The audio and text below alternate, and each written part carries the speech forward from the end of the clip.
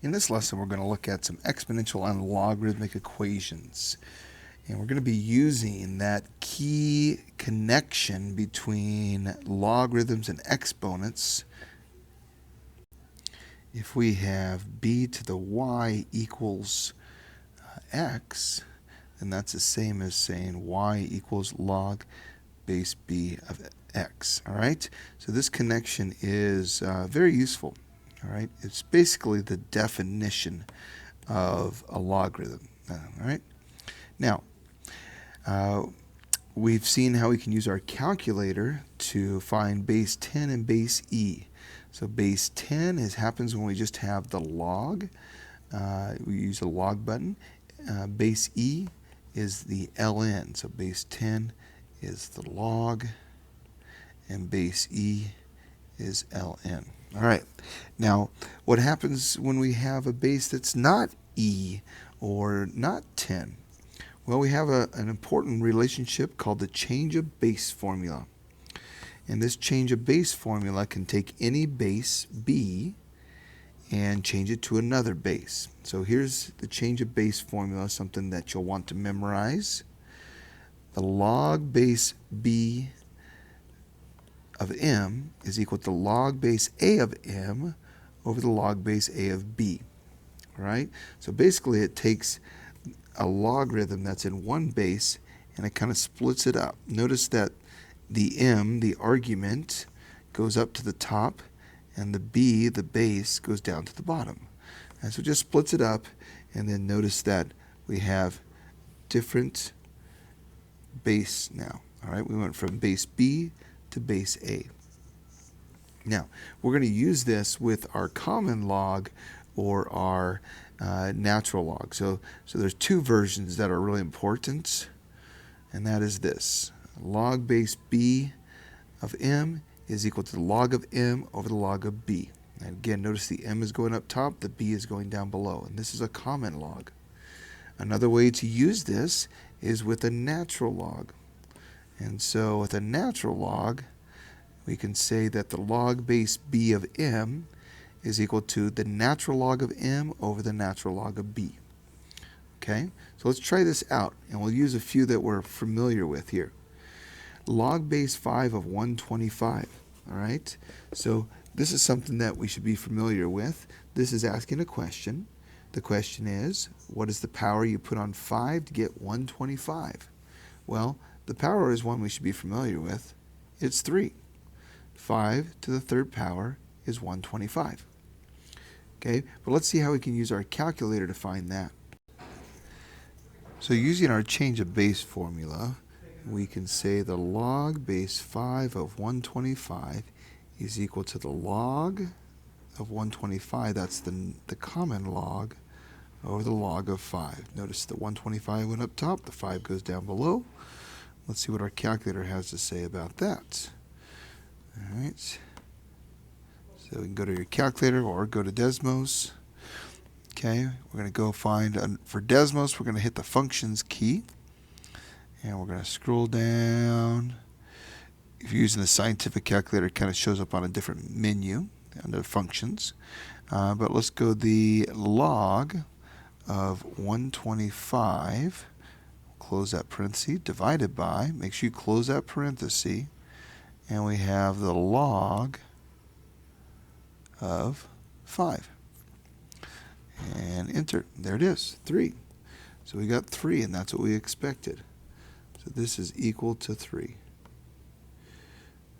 What if we had chosen to use natural log instead of the common log?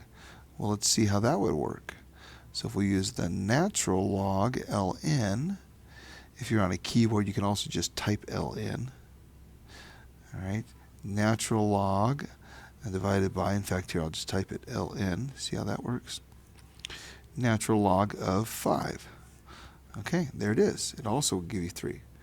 All right, so that's how the change of base formula works. Okay, again, we knew this one was 3 because we're familiar with what this log base 5 of 5 is. But the change of base gets it for us also. Okay, here's another one we should be familiar with. Okay, you might think about what that is worth. about log base 4 of 2? Again, our calculator can only do base 10 or base e. So let's go ahead and write this as the log of 2 divided by the log of 4. Again, this is the common log. Notice there's no log down, there's no number down there. All right, so I'm just going to change these here. So we're going to have the log of 2 divided by the log of 4, and that gives us 0.5. The natural log of 2 divided by the natural log of 4 gives us 0.5. So again, it doesn't matter which one you use there. Okay, so this is 0.5. Is that what you would expect? Well, what that means is 4 to the 0.5 power, that's a half power, which this means a square root. So 4 to the 1/2 power, which is a square root of 4, gives us 2. That's exactly right. Okay. Well, what about some that we maybe we don't expect here? We don't know what to expect. Okay. So you might pause it and try this if you want. The log base 5 of 0.2 or 0.2 is the log or the natural log. I'll write the natural log this time of 0.2 over the natural log of 5. Okay, let's go to our calculator, see what that is. So we have the natural log of 0.2 over 5. And there it is. It's 1. And just to see that it works both ways, we got 0.2 and we've got 5. Okay, so -1. Oh, that's interesting. Why is that -1? Can you see why? Well, this is the same thing as the log base 5. Now, 0.2 is a fraction. The fraction is 1/5. What is the power you put on 5 to make it 1/5? The power is -1. So -1 is the answer. So that's how we use the change of base. Okay, now, all the ones we've gotten have been pretty nice and neat, 0.5, -1, so on and so forth. But what about the log base 32 of 33? Well, that's going to be a little different. So that's going to be the natural log of 33 over 32. Okay, now we've got to ask ourselves, what is the power you put on 32 to make it 33? What do you expect? I forgot my natural log here, by the way. What do you expect? Well, 32 to the first power is 32. So I'm going to expect that this is going to be close to 1, maybe a little bit bigger than 1. 32 to a power bigger than 1 is going to be 33.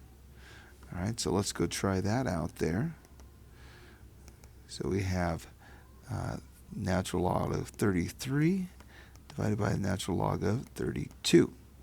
And there it is, 1.008. And again, if we wanted to, we could do the common log as well, and that gives us the same answer. So you pick whichever one you want. We get 1.008. Actually, rounds out to 1.009 if we round correctly. Okay, so this is approximately 1.009, which is what we expect. 32 to the 1.009 power is 33. Okay, so that's how we use the change of base formula. So now all you need on your calculator is a natural log key and a common log, and you can use the change of base to find that formula or to find that value. Okay, so we're going to be using natural logs and common logs a lot. All right, we have some properties. There's some other properties that we're not going to get into, but you know, these properties are useful here.